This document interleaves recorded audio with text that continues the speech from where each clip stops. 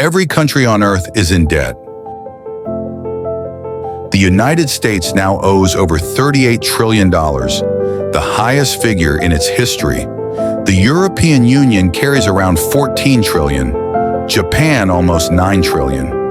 Even oil-rich nations like Saudi Arabia or export powerhouses like Germany and China all owe enormous sums. But here's the paradox. If everybody owes money, who exactly is owed?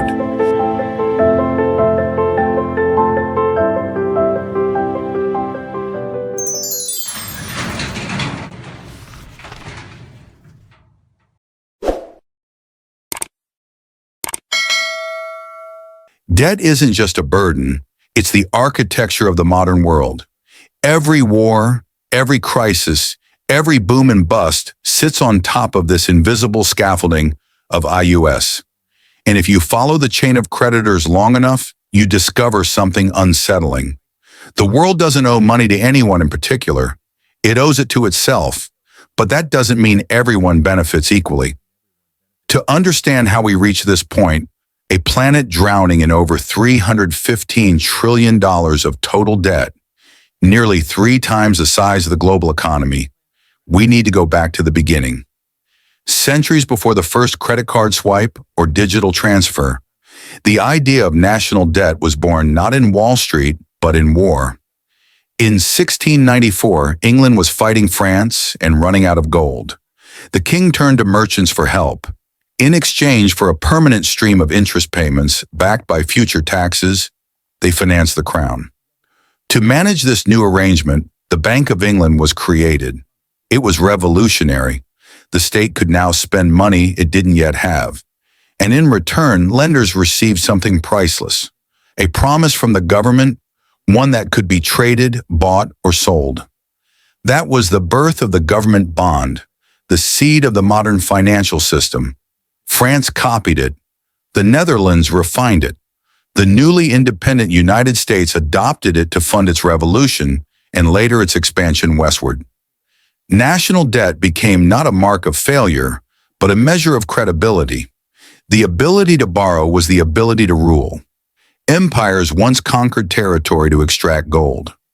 Now they issued bonds to extract interest. The battlefield became the balance sheet. Fast forward 3 centuries, and debt has become the world's dominant export. The United States owes $38 trillion, Japan over $9 trillion, and global borrowing increases by the equivalent of $1 trillion every 100 days. Every country owes, every bank lends, every citizen, through taxes, savings, and pensions, is both debtor and creditor. But who exactly holds the other end of the rope? Let's start with the United States because its debt isn't just national, it's global. Out of that $38 trillion stories, about half is publicly held, meaning owed to investors rather than to other parts of government. Roughly 2/3 of those investors are American banks, pension funds, mutual funds, insurance companies, and the Federal Reserve itself. The remaining 1/3, about $9 trillion, sits in foreign hands. Japan is the top holder with around $1 trillion, followed by China with about $800 billion. Then the UK, Luxembourg, and Belgium. So when people say the US is in debt to China, that's true, but only for roughly 2% of the total. Most of the debt America owes is to America.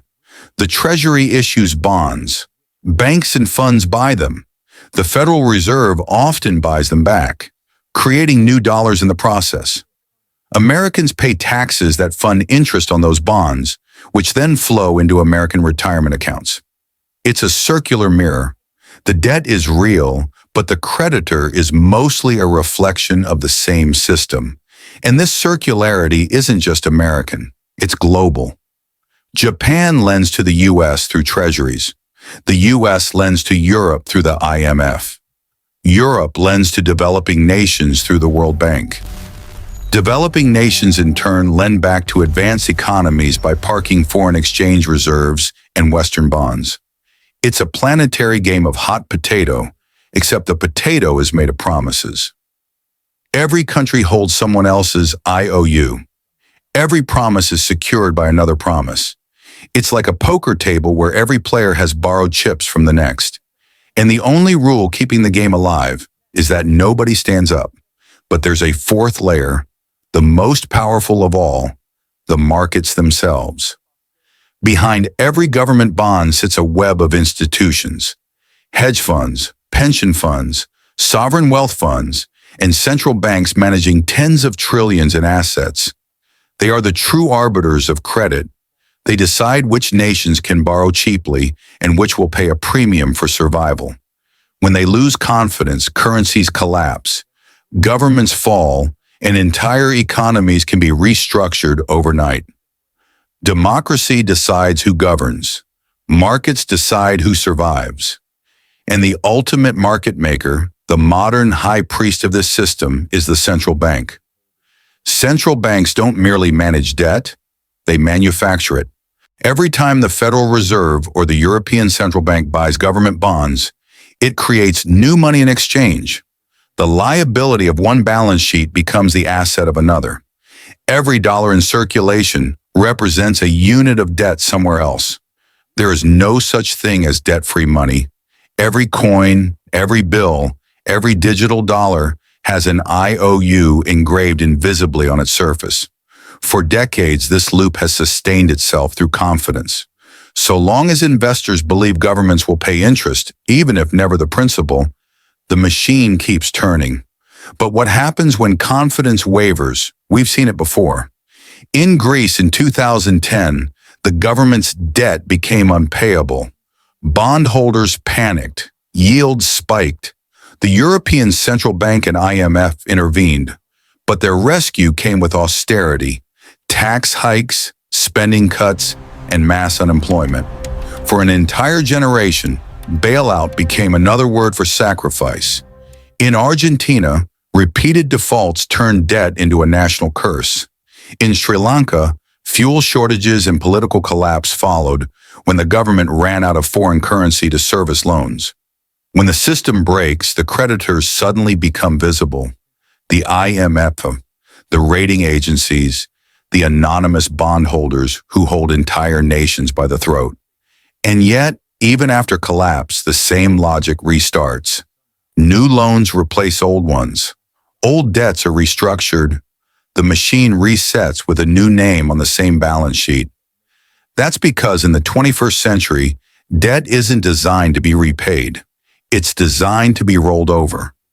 Governments today don't actually plan to pay off their debt. Not now, not ever. That's not conspiracy, it's policy. When you or I take a loan, we're expected to repay the principal. But governments operate differently. They treat debt like a rolling subscription, issuing new bonds to pay off old ones, a process economists call refinancing. Interest becomes the real product, the rent charged for stability. The global economy now depends on that rent, like a shark that must keep swimming to breathe. The global financial system today runs on confidence, not repayment. The United States will never clear its $38 trillion debt. It will refinance it forever.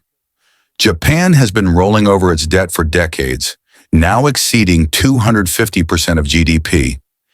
And yet, its government bond yields remain near zero. Investors aren't waiting to be repaid. They're waiting to renew the deal. Why? Because for them, government debt is the safest collateral in existence. A U.S. Treasury bond isn't viewed as a liability. It's an asset, the foundation of global markets. Pension funds hold it. Banks use it as security. Central banks treat it as money. The system depends on governments never paying off their debt, because if they did, the world would lose its most trusted financial instrument. Imagine if Washington somehow decided to pay down every last dollar of its debt. Banks and funds around the world would suddenly lose their most stable asset. The dollar supply would shrink dramatically, triggering deflation and collapse. Paying off the debt would destroy the very thing that makes the economy function. So governments do the opposite. They keep issuing more, not recklessly, but rhythmically. The debt becomes a kind of heartbeat for capitalism itself, pulsing through every pension, mortgage, and market on Earth. And that's why when politicians talk about balancing the budget or paying down the national debt, they're selling an illusion. The goal isn't to eliminate debt. It's to keep it sustainable, serviceable, and desirable enough that the system never stops believing in it. Because once belief fades, the numbers stop mattering. Confidence collapses, interest rates spike, and the economy built entirely on rolling promises grinds to a halt. That's the real secret of sovereign debt. The plan was never to pay it back. The plan is to keep the world believing it will. It's a closed loop of trust. And as long as that trust holds, the numbers can stretch indefinitely. But trust is not evenly distributed. When we say we owe it to ourselves, that's only half true. Interest payments don't flow equally through society. They flow upward from taxpayers and workers to the institutions and investors that hold the debt. In other words, debt isn't just a transfer between countries. It's a transfer between classes. That's why global inequality and global indebtedness rise together. The system rewards those who own debt and punishes those who merely pay it. If that sounds familiar, it's because it's the same story scaled up. From households to nations, from nations to the planet. Creditors aren't villains. Debtors aren't victims. They're two sides of the same engine. The problem is what happens when the engine runs out of fuel. When new borrowing can't keep pace with the promises made before, that's when the question, who's the creditor, stops being abstract and starts being personal. Because at the top of this global pyramid, there isn't one face to blame. It isn't China. It isn't Wall Street. It isn't the IMF. It's all of them and us. The modern financial system has turned debt itself into money. Governments issue it, banks multiply it, investors trade it, and citizens depend on it. The line between debtor and creditor has blurred beyond recognition. Debt once meant bondage. Today it means balance. But if that balance ever tips, if confidence breaks, the illusion ends and we'll remember what debt really is. A promise that can't be kept forever.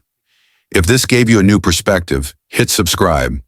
History has the answers. I'll show you where to look.